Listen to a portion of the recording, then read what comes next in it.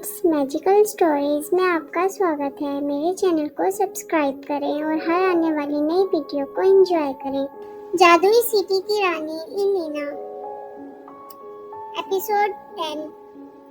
चुड़ैल हर तरफ देखती है पर उसकी सल्तनत बिल्कुल सही होती है। सब कुछ सही चल रहा होता है।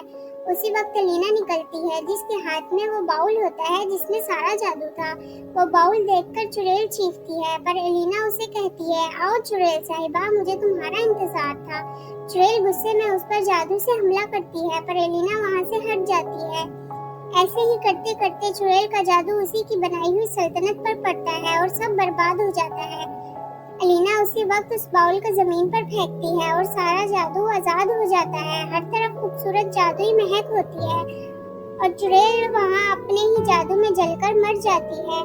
सारी परियां आजाद हो जाती हैं, सारे जानवर गायब हो जाते हैं, पत्थर बनी हुई परियां भी आजाद हो जाती हैं। जादुई सिटी भी पहले की तरह जगमगा उठता है और सारी परियां एलिना के गले लग जाती हैं। सब सही हो जाता है पर अगर कुछ नहीं बचता तो वो है एलिना के फादर।